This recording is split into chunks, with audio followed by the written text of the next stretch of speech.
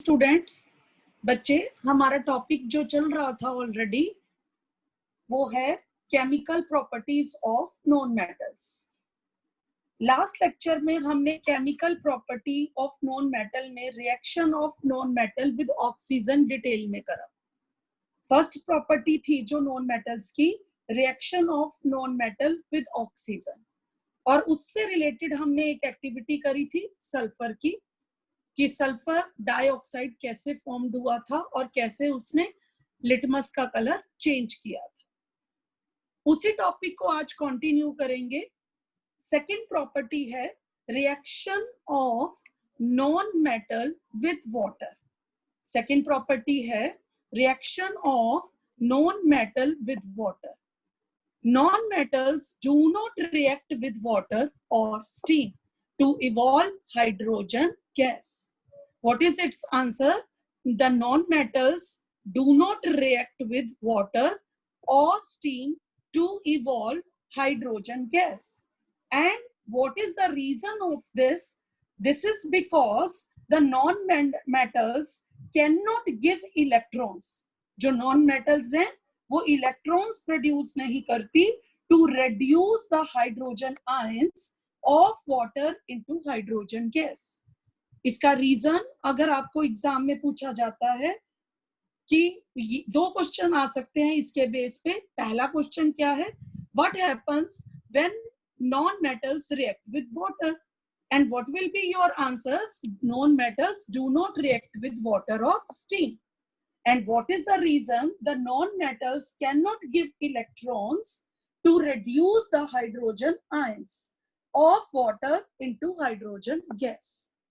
Now move to the next property, reaction of non-metals with dilute acids. Next property is what? Reaction of non-metals with dilute acids. What will be the answers? Non-metals do not react with dilute acid. Again the answer is what? The non-metals do not react with dilute acid. Non-metals do not displace hydrogen from acids. इसका reason क्या लिखेंगे? इसका reason क्या बताएंगे कि जो non metals हैं वो हाइड्रोजन को डिस्प्लेस नहीं करती। कहां से डिस्प्लेस नहीं करती? उसके एसिड से। सपोज हम नॉन मेटल की एग्जांपल लें तो यहाँ पर हम नॉन मेटल की एग्जांपल लेते हैं कार्बन, या हम एक नॉन मेटल आपकी एग्जांपल लेते हैं सल्फर है हमारे पास नॉन मेटल, फॉस्फोरस है हमारे पास non metal. They do not react with dilute acid. और एसिड्स की एग्जांपल हम अगर यहाँ पर लें तो डाइल्यूट HCl आपके पास कॉमन एग्जांपल है, सल्फ्यूरिक एसिड आपके पास कॉमन एग्जांपल है। इनके अंदर क्या होते हैं? H+ आयंस होते हैं, और H+ आयंस की वजह से हम इन्हें एसिड्स कहते हैं। ठीक है, so they do not convert them into hydrogen gas. ये उनको हाइड्रोजन गैस में कन्वर्ट नहीं करती। इसका रीजन भी अगर आपको जानना है कि वो क्यों नहीं कन्वर्ट करती, क्योंकि जो नॉन मेटल्स हैं वो being itself a acceptor of electron, वो खुद एक्सेप्टर हैं इलेक्ट्रॉन्स की, so they can not give the electron to the hydrogen ions of the acid to reduce them into the hydrogen gas, क्योंकि वो खुद ions की, नेगेटिव आयंस की या इलेक्ट्रॉन्स की क्या है? एक्सेप्टर है। सो जब हम एक टेस्ट ट्यूब लेंगे उसके अंदर अगर एज ए सैंपल हम कार्बन का लें या हम एज ए सैंपल सल्फर का लें, फॉस्फोरस का लें एक टेस्ट ट्यूब में, और उसके अंदर हम डाइल्यूट क्या डालें? सल्फ्यूरिक एसिड डालें या हाइड्रोक्लोरिक एसिड डालें, तो हम इस एक्टिविटी को चेक भी कर सकते हैं। कैसे चेक कर सकते हैं? कि हमने एक टेस्ट ट्यूब ली, उसके अंदर हमने नॉन मेटल का सैंपल लिया। नॉन मेटल का सैंपल मैंने आपको यहाँ पर क्या बोला? You can take the carbon, you can take the sulphur और you can take the phosphorus. आप कोई भी यहाँ पर नॉन मेटल का सैंपल लेकर उसके अंदर आपने थोड़ा सा क्या ऐड करना है? Dilute sulphuric acid. जब आपने डाइल्यूट सल्फ्यूरिक एसिड इसके अंदर ऐड किया, या हाइड्रोक्लोरिक एसिड भी आप ले सकते हो, आपने जब इसके अंदर डाइल्यूट एसिड ऐड किया तो what will B you observe? आप क्या ऑब्जर्व करोगे कि वहां पर कोई हाइड्रोजन गैस इवॉल्व नहीं हुई। हाइड्रोजन जो गैस है वो बबल्स की फॉर्म में इवोल्व होती है, वहां पर कोई गैस इवोल्व नहीं हुई, इसका मतलब वहां पर उन्होंने एसिड्स के साथ रिएक्ट नहीं करा। और इस एक्टिविटी से हमने क्या कंक्लूड करा कि नॉन मेटल्स जो हैं they do not react with dilute acids because they do not displace the hydrogen from the acids. Clear हो गई ये बात? Now move to the next property. What is the next property? Reaction of non-metals with salt solution. आप सबको acid basis वाले chapter में salts के बारे में पता है, सॉल्ट सॉल्यूशंस के बारे में पता है, और you are well known to the names of the metal. तो हम यहाँ पर कोई भी मेटल को किसके साथ रिएक्ट करवा सकते हैं? सॉल्ट सॉल्यूशन के साथ। यहाँ पर मैंने कौन सी एग्जांपल ली है? यहाँ पर मैंने एग्जांपल ली है NaBr। What is the name of NaBr? Sodium bromide. यहाँ पर मैंने कौन सा सॉल्ट लिया है, कौन सा सॉल्ट सॉल्यूशन लिया है? Sodium bromide. और उसको रिएक्ट किसके साथ करवाया है? क्लोरीन के साथ।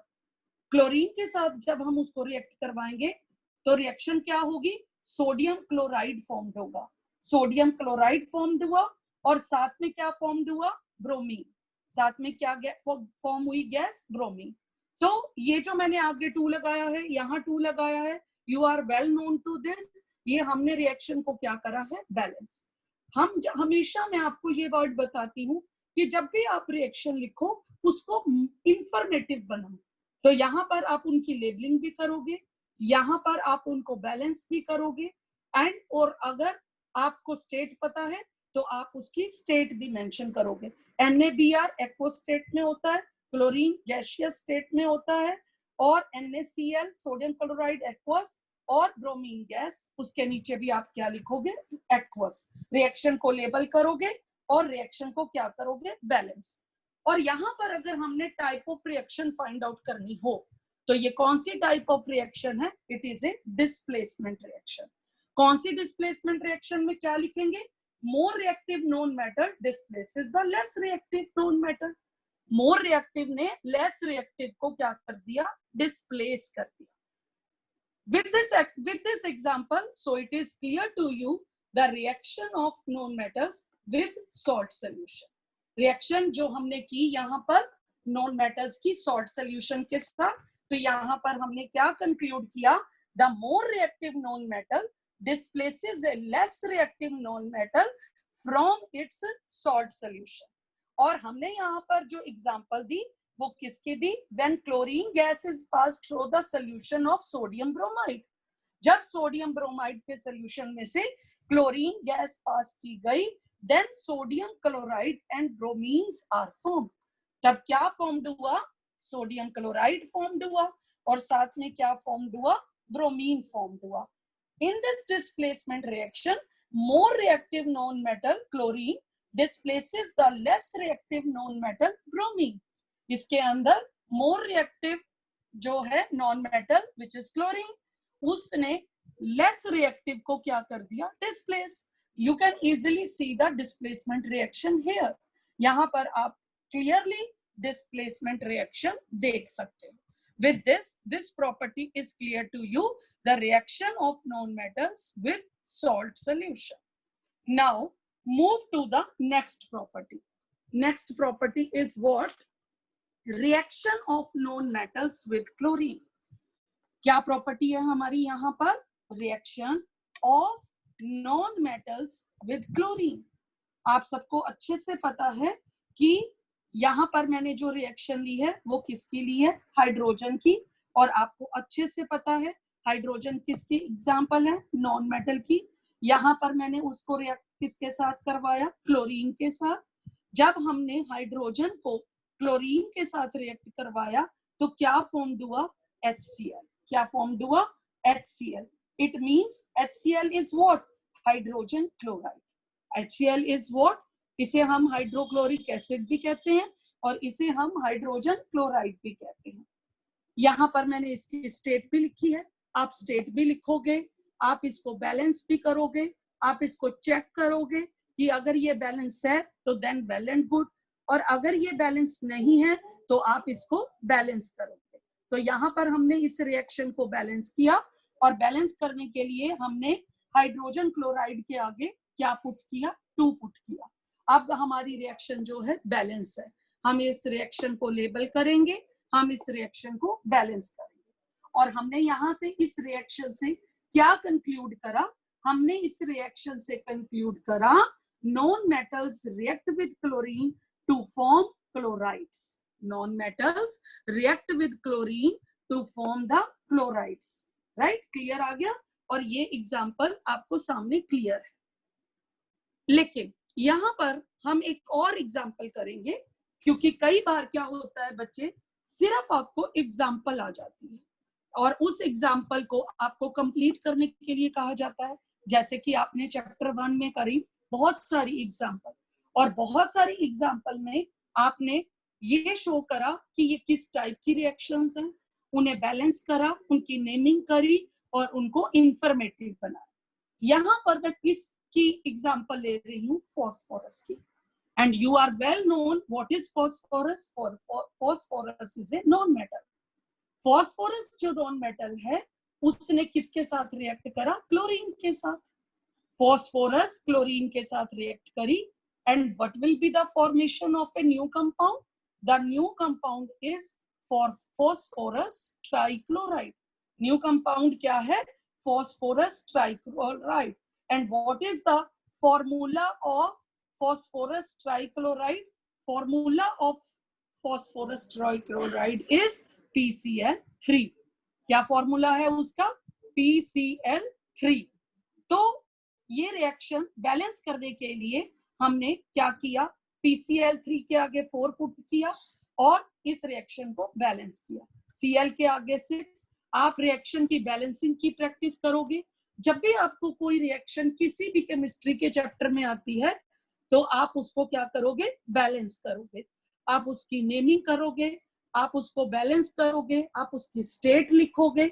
जितना ज्यादा आप बैलेंसिंग करोगे उतनी ही ज्यादा आपको प्रैक्टिस होगी।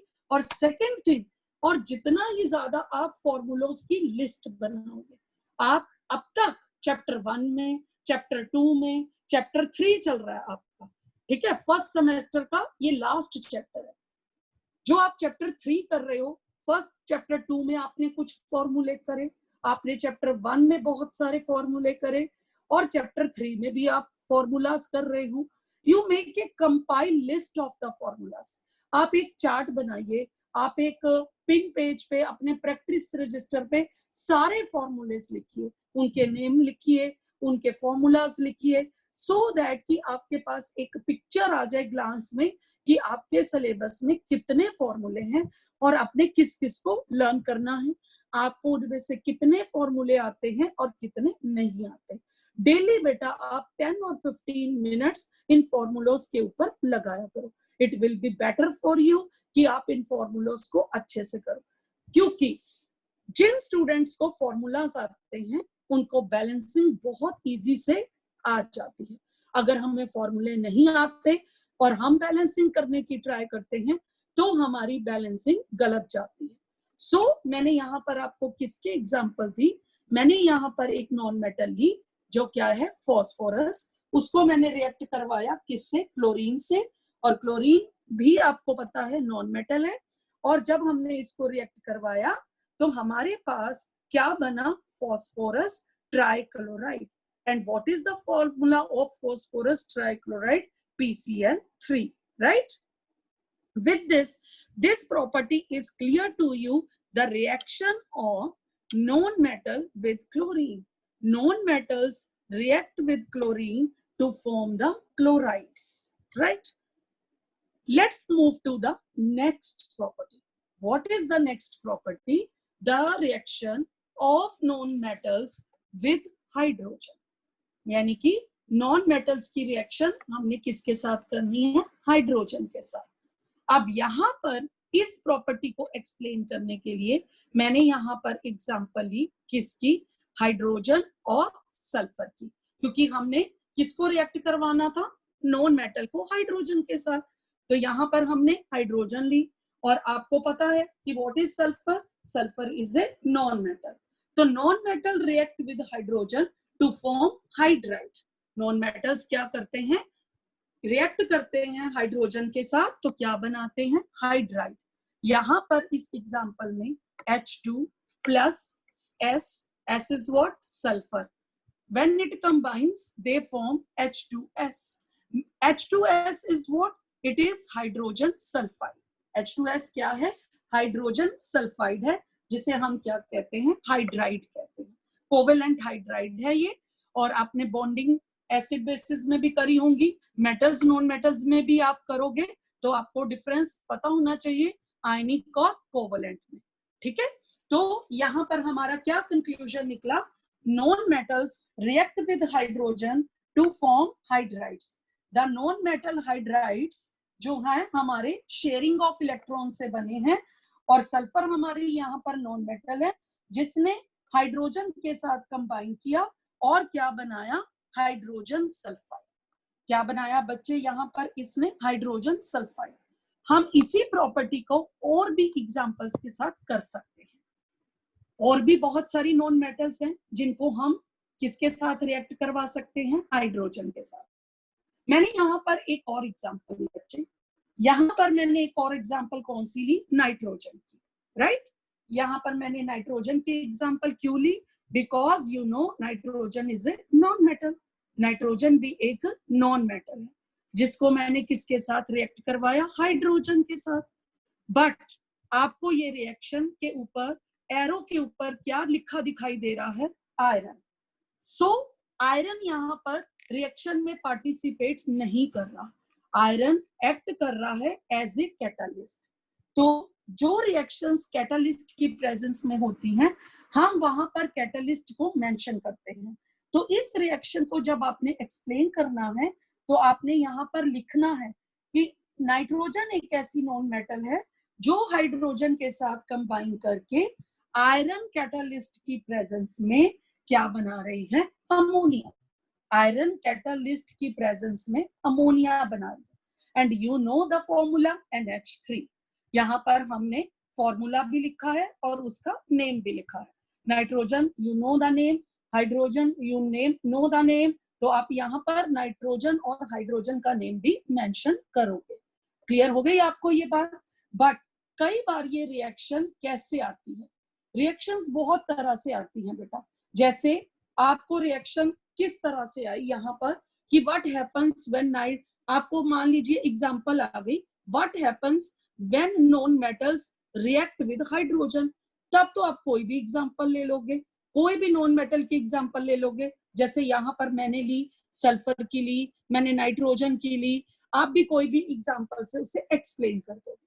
बट सपोज आपको क्वेश्चन चेंज होकर आ जाता है, सपोज आपको क्वेश्चन आ गया what happens when hydrogen react with sulphur, right. आपको क्वेश्चन क्या आया, what happens when hydrogen react with sulphur. तो वहां पर आपको स्पेशली यही रिएक्शन मेंशन करनी। या आपको क्वेश्चन क्या आ गया, what happens when nitrogen react with hydrogen, what happens when nitrogen react with hydrogen. तो यहाँ पर आपको कैटलिस्ट का पता होना चाहिए। तो आप क्या लिखोगे इसका आंसर कि nitrogen which is a non-metal, when it reacts with hydrogen it forms the ammonia, but in the presence of a catalyst which is iron, but in the presence of catalyst which is iron।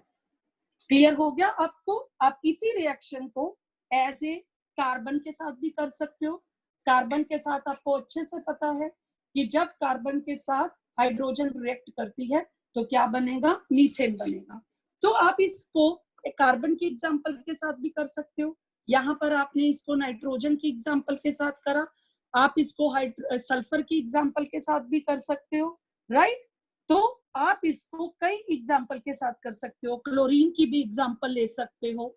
तो property क्या हुई, property हुई कि जब non metals hydrogen के साथ react करती हैं तो क्या बनाती हैं, हाइड्राइड बनाती हैं। अब मैं एक बार प्रॉपर्टीज को कंपाइल कर रही हूँ नॉन मेटल्स की, ठीक है। लास्ट में एक बार फिर से फटाफट गो थ्रू कर लेते हैं इन प्रॉपर्टीज को। एक प्रॉपर्टी सबसे पहले जो हमने फर्स्ट लेक्चर में करी थी, वो प्रॉपर्टी क्या थी, reaction of non metal with oxygen, right. Non metals ने ऑक्सीजन के साथ रिएक्ट करके क्या बनाए थे, एसिडिक ऑक्साइड बनाए थे या न्यूट्रल ऑक्साइड बने थे।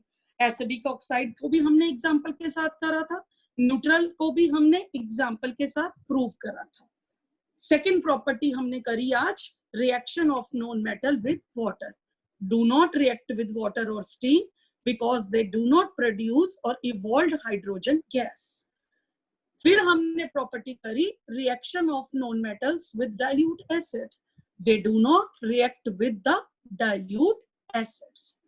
फिर हमने उसके बाद आज कौन सी प्रॉपर्टी करी, reaction of non metal with salt solution.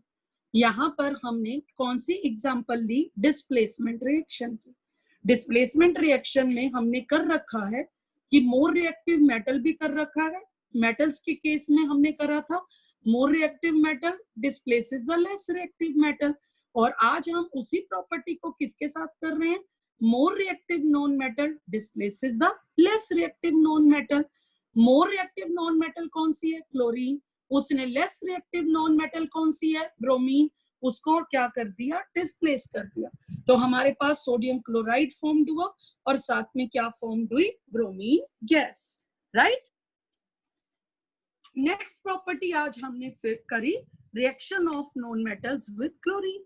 कौन सी एग्जांपल के साथ हमने करी, हाइड्रोजन की एग्जांपल के साथ करी, फॉस्फोरस की एग्जांपल के साथ करी। जब हाइड्रोजन की एग्जांपल के साथ करी तो हाइड्रोजन क्लोराइड फॉर्म हुआ, और जब फॉस्फोरस के साथ करी तो फॉस्फोरस ट्राइक्लोराइड फॉर्म हुआ, राइट।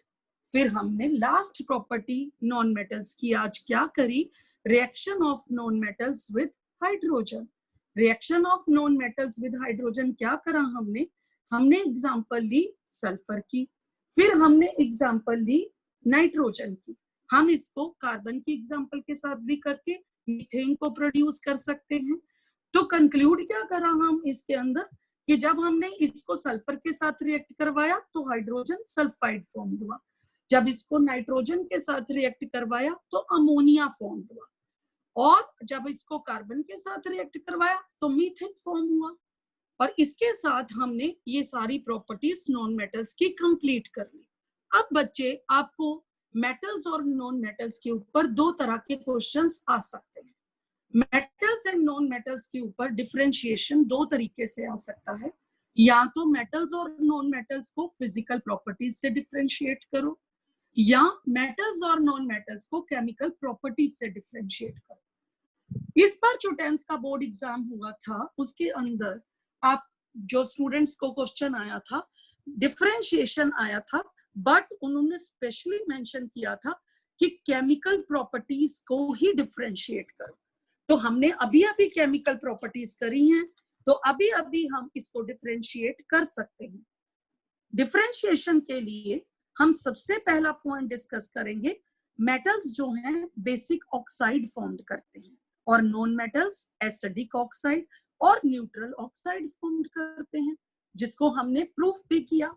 सेकेंड प्रॉपर्टी क्या की हमने, मेटल्स जो हैं हाइड्रोजन को वाटर से क्या कर सकते हैं, डिस्प्लेस, और non metals do not react with water और स्टीम। अभी अभी किया हमने, नॉन मेटल्स जो हैं स्टीम के साथ और वाटर के साथ रिएक्ट नहीं कर रही, राइट। जब बच्चे आपको एग्जाम में केमिकल प्रॉपर्टीज का डिफरेंशिएशन आए तो आप केमिकल प्रॉपर्टीज को ही डिफरेंशिएट करोगे, वहां पर फिर आप फिजिकल प्रॉपर्टी का कोई पॉइंट नहीं लिखोगे, अदरवाइज आपके मार्क्स क्या हो जाएंगे, डिडक्ट हो जाएंगे।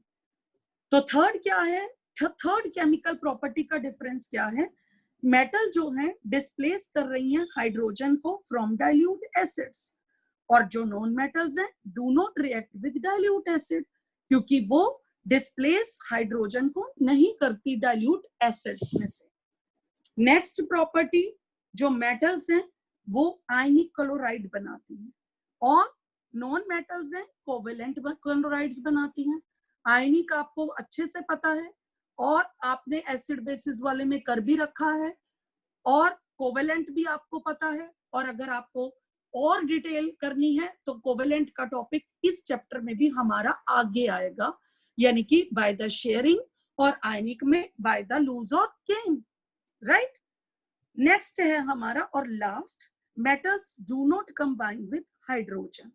ठीक है, only exceptions there, few reactive metals जो हैं वो क्या कर सकती हैं, मेटल हाइड्राइड बना सकती हैं, बट नॉन मेटल्स की अभी अभी आपने प्रॉपर्टी पढ़ी कि non metals react with hydrogen to form a covalent hydride. यही प्रॉपर्टी हमने अभी लास्ट में करी है कि जो नॉन मेटल्स हैं वो हाइड्रोजन के साथ रिएक्ट करके क्या बना रहे हैं, कोवेलेंट हाइड्राइड बना रहे हैं। इसके साथ बच्चे हमारा नॉन मेटल्स का केमिकल प्रॉपर्टीज का टॉपिक खत्म हो गया। अब हम आते हैं 2 मिनट के टॉपिक पे, यूजेस ऑफ नॉन मेटल्स पे। हाँ जी, यूजेस ऑफ नॉन मेटल्स में बच्चे आपने अभी अभी सारी नॉन मेटल्स के नाम सुने हैं, उनको एग्जांपल्स के साथ करा है, तो मैं भी यहाँ पर उन्हीं नॉन मेटल्स की बात करूंगी। हाइड्रोजन जो आपने सुनी है, हाइड्रोजन जो है वो यूज की जाती है वेजिटेबल ऑयल्स बनाने में, वेजिटेबल्स घी बनाने में, ठीक है, हाइड्रोजिनेशन ऑफ ऑयल्स में यूज की जाती है। हाइड्रोजिनेशन ऑफ ऑयल्स का बेटा आपका डिटेल टॉपिक है नेक्स्ट चैप्टर में। Hydrogen is used in the manufacture of ammonia. Hydrogen किसके अंदर यूज हो रही है, अमोनिया बनाने में, उसको यहाँ पर आपने ऑलरेडी अभी अभी स्टडी करा, तो यहाँ से इसका ये यूज निकला कि इसको यूज किया जाता है अमोनिया बनाने में।